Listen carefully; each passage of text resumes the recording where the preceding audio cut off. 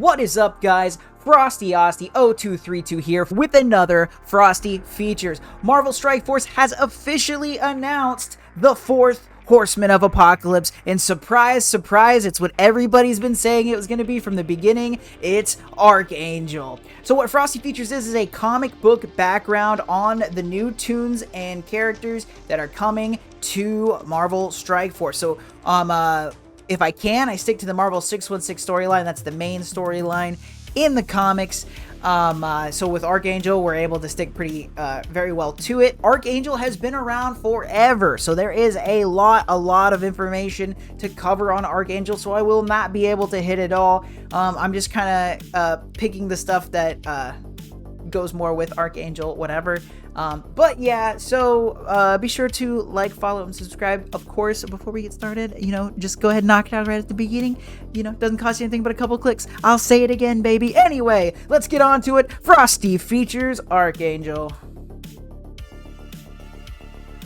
Name: Warren Worthington III. This is a mutant who is heir to one of the largest fortunes in the world. First appearance as Angel. So we're going to be talking about not just Archangel, but Angel, because they are one and the same, of course. So first appears X-Men number 1, 1963 as Angel. Baby, founding team member of the X-Men. I believe he was the third one on the team. Very, very early on. He's been there since the beginning. His history is long. It's actually kind of, because it's so long, it's surprising he isn't already in the game. Very, very popular character, but here he is coming now. And then first appearance as Archangel in X Factor number 23, 1987. So my dude had been around for 24 years before Archangel even became a thing. His powers have greatly changed and adapted with the time. Which is funny because most people don't know what Angel's powers are. And, powers and abilities. Power of Aves. See, I had to try to think of what a cool way to say this is, but essentially he's a bird. What everybody knows as Angel's power is that he flies. He's got wings and he flies, and that's it. So he also has hollow bones, and his body does not store excess body fat to keep him light so he can fly, right? Like a bird. And then also, with that, he has super strength, he has super reflexes, etc. So he has got the power of Aves. Aves being a scientific name for bird. I know, that was super clever. You're welcome.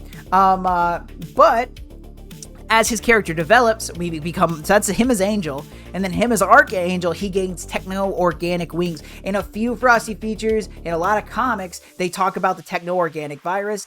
Apocalypse uses the Death Seed to not only spread the techno-organic virus, but to control it. So when he makes his Horsemen, he uses Celestial Tech with the Death Seed to give them the techno-organic bits. So for those of you, I've heard a lot of people refer to Archangel's wings as tech. They are and they aren't. They are organic. It's as tech as Cable is. Like Cable's arm and things like that. His mutation still holistic, and we'll talk about that a lot. His mutation has everything to do with his metal wings as well. So that's really important. And then also as we move forward, we're going to talk about the Life Seed. We just said the Death Seed is sort of how the Four Horsemen come about. We're also going to talk about the Life Seed, which has a big thing to do with Angel. So we find, I'll go into it a little bit now. We find out later, like way late into the series, that Angel has more powers than just being a bird. He essentially has an inner life seed, so his blood, he has a healing factor, and his blood heals other people.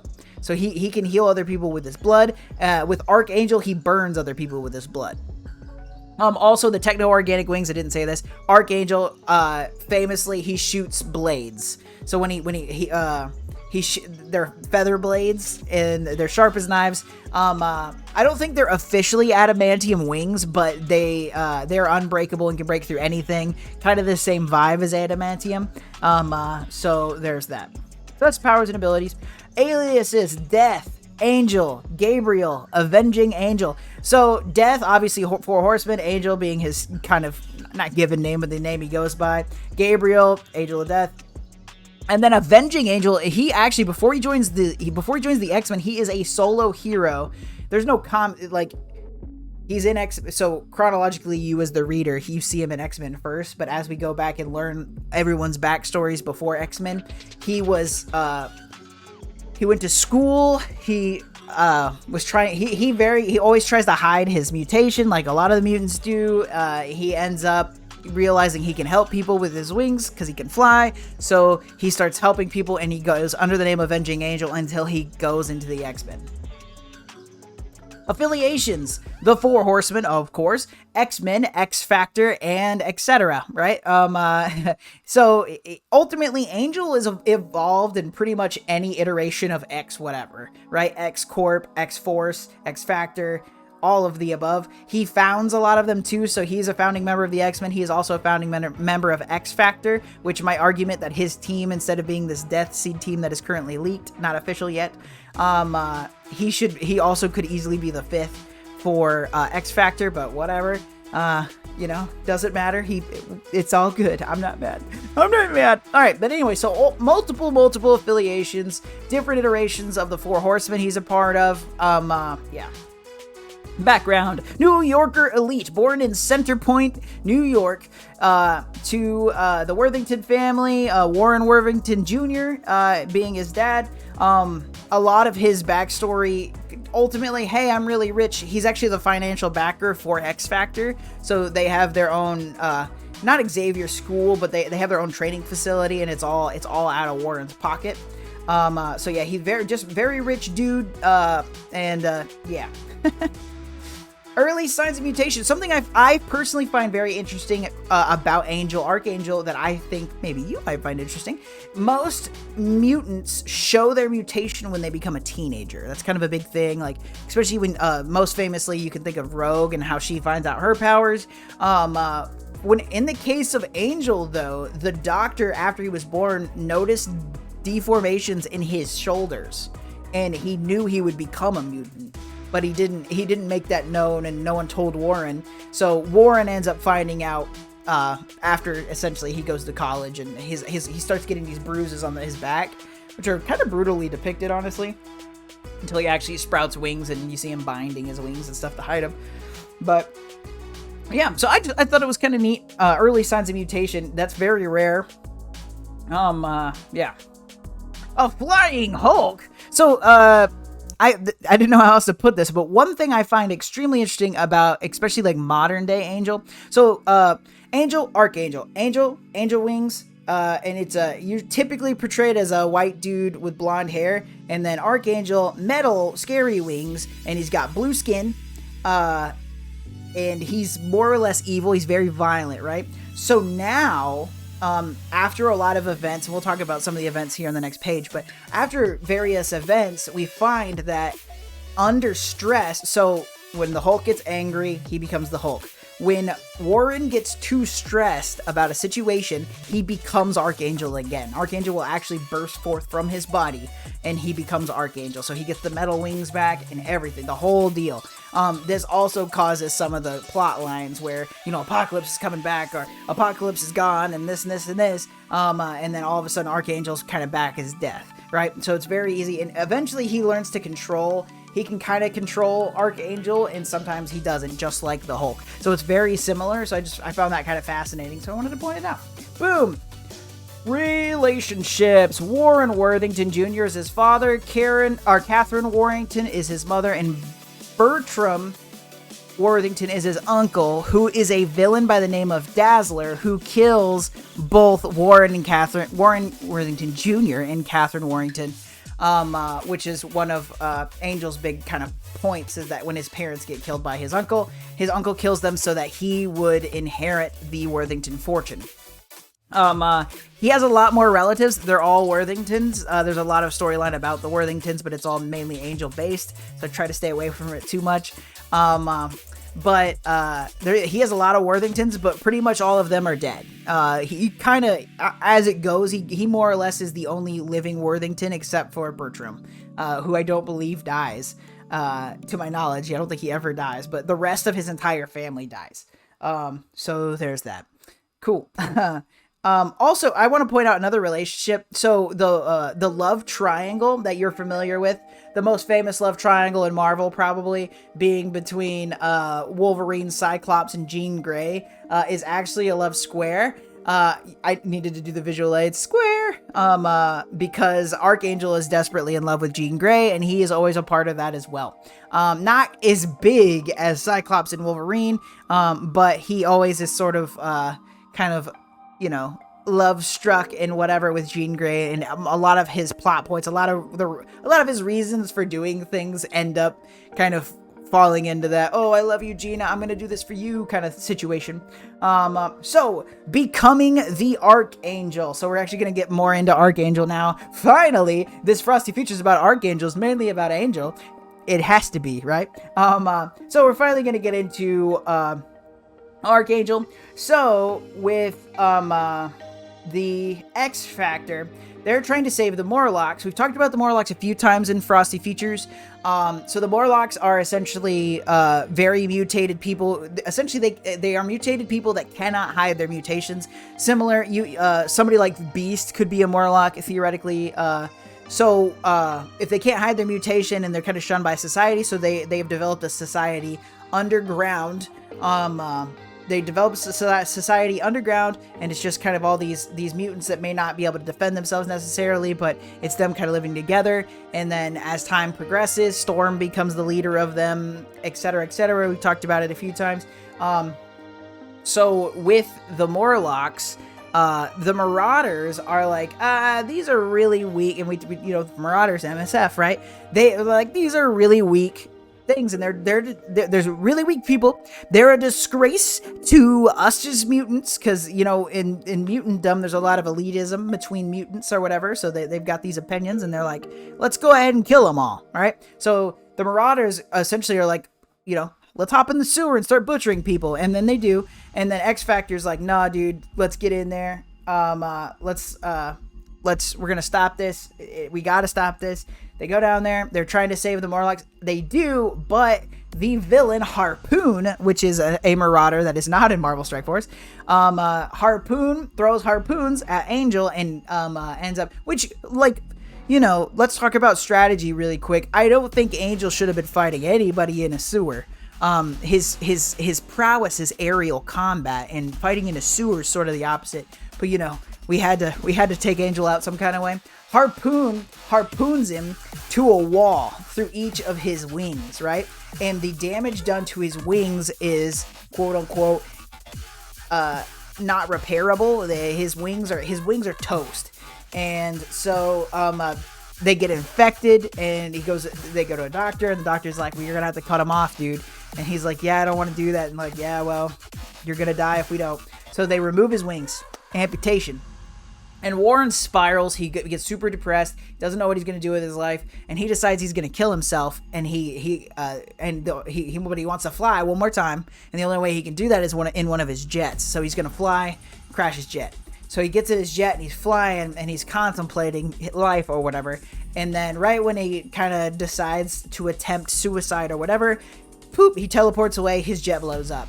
And you don't know who it is at first, but lo and behold, it's Apocalypse, who forces Angel, him. He's like, I'm gonna bring you back. And he's like, I don't want this. I don't want to be with you. I hate you. Leave me alone. And Apocalypse like, shut up.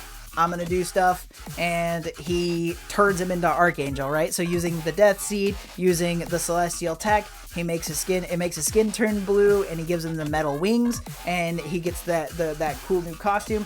And Archangel starts off brainwashed 100%, which Apocalypse brainwashes his horsemen, but sometimes they're pretty willing to be his horsemen. So in Archangel's defense, he was always completely against being a horseman. So he got the metal wings. That is how Archangel came to be. And then you get your original Apocalypse run in the comics, where you see him as Death, and they have to break his brainwashing. They break his brainwashing by convincing him that he killed Iceman, who's like one of his best friends, and the Sorrow breaks his brainwashing. But anyway, so that's sort of the classic tale. But next, let's talk about Age of Archangel. So in a previous Frosty Features, Phantom X, go check it out. we talked about Evan Sabanur, which is a clone Phantom X makes of Apocalypse, because Phantom X kills a baby Apocalypse. So after Apocalypse goes away the first time, somebody took his DNA, they cloned him. X Factor's like, or maybe it was X Force. X Factor or X Force was like, yo, there's a baby Apocalypse. We need to take care of this on the DL, right? And they all go there, or there's a clone of Apocalypse. They don't know it's a baby. They get there, they find out it's a baby, then they're heroes, so they're like, I don't know about all this, and Phantom X is like, yeah, I know about this, bam, and he shoots him. So when he shoots him, though, he dies. Nobody knows that, so as he dies, Phantom X takes some of his DNA, and he goes to clone Apocalypse, making Genesis. I'm trying to say this fast. I've already went over this in Phantom X. Ultimately, the other story, so if you want that story, watch Phantom X Frosty Features.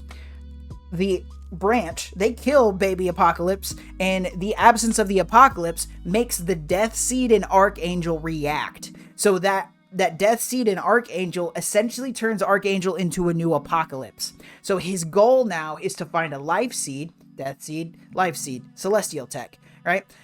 He wants to get a Life Seed so that he can destroy the entire world and then use the Life Seed to start life over, right? So there's a whole thing with Dark Beast. Dark Beast is trying to, Dark Beast essentially like convinces Psylocke. He's like, hey, if we go get a Life Seed, we can use it to defeat Warren. But turns out Dark Beast is Dark Beast, and he was working with Archangel, and they get the Life Seed, and Archangel was trying to get it, and he's like, hey, Psylocke, Betsy Braddock, you know, you're awesome. Why don't you join me? You be my Horseman of Death. And Betsy's like, yeah, that sounds pretty lit. I'm going to do that. And she kind of gets up. She gets in his range or whatever. And she uses the Life Seed to more or less kill. Not more or less. She kills him. She uses the Life Seed to kill Archangel. And as he's dying, he's like, oh, you betrayed me. Why would you do that? And she's like, I'm a hero. You suck. And the exact words. Don't read it. No, definitely read it. It's really cool. Anyway, so he dies, and then we find out that he is reborn as he's reborn as himself, but as a different person. But he's still Warren, and he slowly regains his memory or whatever. So he's sort of a different person than he's not. Ultimately, we find out that he has this Life Seed in him, and anytime he dies, he will become reborn again, essentially. So that's where his healing powers comes from, and also, so in a way, he's sort of immortal. But he does the whole dying thing. Like he'll go away for a while and then he'll come back. So with all that, Archangel as Angel or whatever, over time, we find he swaps back and forth a lot, and Archangel will come back, wreak havoc. That's why I made the Hulk comparison earlier. He'll come back, he'll do stuff like that, he'll try to take over the world, whatever. But what we find out is that underneath the tech wings at one point, Warren's actual wings grow back. So when you first see him turn away, like him beat out the Archangel, because he turns back into him eventually, whatever, you see his wings bust the metal wings out, his original wings. And so his tech wings are essentially, they're an outer coating, more or less. It's hard to say for his organic wings, which is kind of cool. So yeah, at any point the wings can molt off and become the metal wings, or vice versa. So it's kind of neat. So Cherubim. So one thing I find very interesting, this is not confirmed. This is suspect lore for comic fans, right? Azazel, Nightcrawler's daddy, Azazel talks about, in the comics, he talks about how certain mutant lines are derived from these things called, well, I believe the other one's Neophim, and then there's Cherubim, one being a demon and the other one being an angel. This is not confirmed. Azazel talks about it at length, but ultimately, this would be a mutant that has angel-style wings and the ability to heal people, right? So it is rumored, this is not confirmed in Marvel canon, right? This is rumored. So up top on the right, that's the example of a Cherafim, which, you know, Warren looks exactly like that. But the rumor being that there are 2 Marvel characters that could be Cherafim descendants, and that would be Icarus and not the Eternal, and Angel. So I just thought that would be kind of neat. It's not confirmed in canon, but it's talked about and hinted at, but not confirmed. But just kind of a neat little extra part. So next, we're going to talk about power level. And we are introducing a new class in power level we probably should have had before. So power level. Marvel Strike Force doesn't care about power level, but I do. So this is how it breaks down now. We got a brand new section, right? So, we have a multiversal. Multiversal meaning you can end reality as we know it and as everybody else knows it. You can end all existence at any dimension, universe, timeline, whatever, at a whim, right? Universal meaning you can end your universe, maybe hop over to another one and end that one, right? Cosmic meaning that you are a threat to maybe a galactic body, planetary body. Maybe could take out a galaxy or solar system with enough time. Nuclear, meaning you have the power of a small bomb, or a big bomb, with the power to demolish a small city or a planetary body over time. City was a little all-encompassing before, so now I've added super soldier. So super soldier is right above city. So super soldier is where you see super soldier obviously derived from Captain America, superhuman strength, etc. Your Spider-Mans, all of them, the Spider People, they all have similar strength and feats as super soldiers, so they kind of fall under here too. And then you've got City, so City being more like your Calling Wings, your Punishers, people that don't necessarily have like a super soldier serum, they don't have powers, they are your regularly highly trained people, right? And then you've got Greg. Greg is the undead Asgardian that Hela spawns in Marvel Strike Force, and if I had a Nerf gun with some really with some sticky tack and napalm, I could take out Greg theoretically. For the sake of argument, he is human, just regular old human level. So that's sort of the range we're looking at. So on Archangels, kind of look, Angel and Archangel, they end up at the super soldier tier. They have super strength, super flexibility. Also, as we see Angel progress, he starts to get these sort of angel-like powers. He has some kind of beam manipulation things. He doesn't do anything enough that seems like it would level an entire city, but he's actually at a very high end of the super soldier kind of reign, especially as Archangel, because I mean, think about it. If it was him versus Captain America, there's a pretty good chance that he would kill Captain America pretty quickly. So he's borderline nuclear and super soldier, but nothing he has done really warrants that nuclear title. He doesn't have any large beams or anything like that. He just shoots. He can shoot a bunch of knives, but he can break anything and he can withstand nuclear based attacks. Right. So he's very powerful compared to the just guy with the wings a lot of people think he is. So that is Frosty Features Archangel. I hope you all enjoyed it. Like I said, he's got a colorful history. It's extremely long. He's been in all sorts of things, and you can look at different Earth versions of Archangel. He's in almost all of them.